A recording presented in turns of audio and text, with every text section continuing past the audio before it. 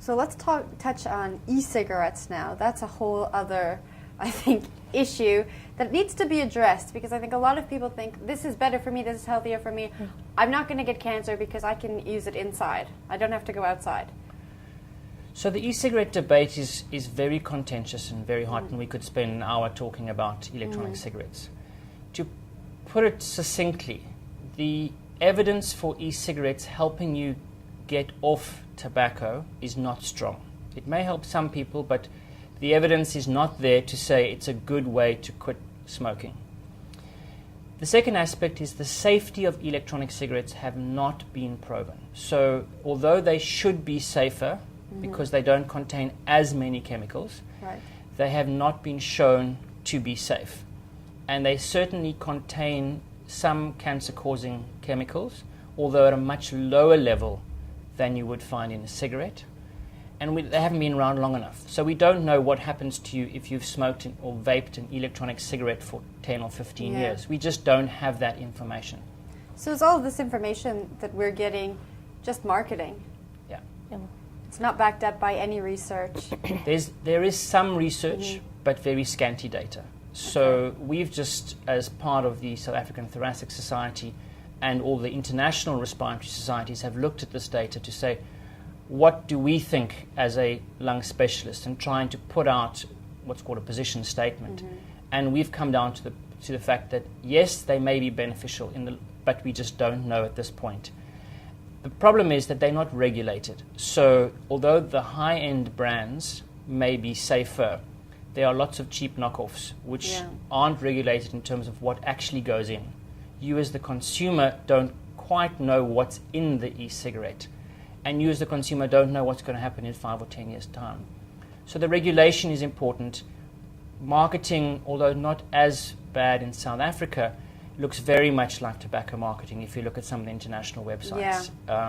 Celebrities are using them. Absolutely. It's very cool. It's very fashionable. And again, for adolescents, there are flavors. You can get gummy bear flavor, Red Bull flavor, watermelon. So similarly to the hookah pipe, the concern is that adolescents see this as trendy, fashionable, safer than smoking, and so you then risk them become addicted to nicotine, and the concern is the next step then is tobacco.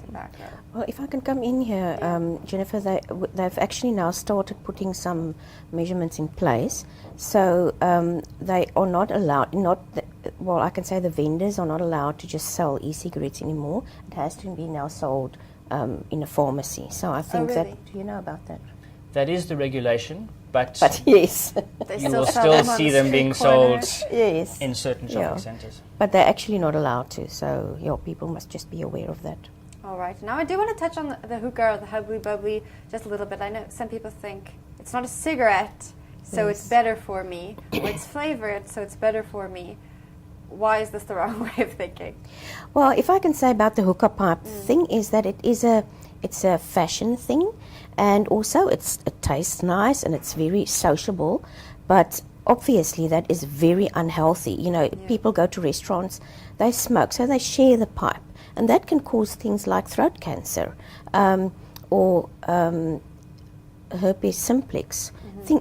Stupid things like that people don't even think about. I think, imagine, it's like sharing your toothbrush, for goodness sake. You just pass this around and everybody sits and smokes. You are not allowed to smoke a cigarette in a restaurant, but you are allowed to smoke hubbly bubbly. So I really hope that they would eventually put law into place for that as well. And the effect of smoking a hubbly is basically worse than smoking a cigarette, because people normally smoke it over a period of 30 to 60 minutes. And it's got the same, especially because it's the burnt charcoal. So the things that the chemicals that goes through there causes the same effect. So I think maybe Richard can just elaborate a bit more. Yeah, what you said is correct. It is still tobacco, and you're still burning it. The people think it's safer because it's gone through water. But you smoke, the volume of smoke that you breathe in is that much higher because of the duration, because you're doing it for 20 minutes or 30 minutes. But you don't do it every day like you have with the cigarette.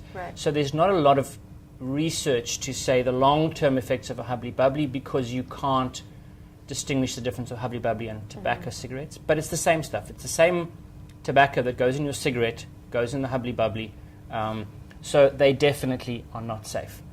A group of UCT fourth year medical students did a study last year on hubbly bubblies and the student community at UCT. Yeah. And it was quite an interesting study. The misperceptions of the students, 91% of the students knew that hubbly is not safe for you, or there are dangers in it, but they didn't know why, and they also didn't bother. So that was quite an interesting study, and it was published. So I think it was good to know that students actually take it serious enough to do a study on that. Right. Yeah.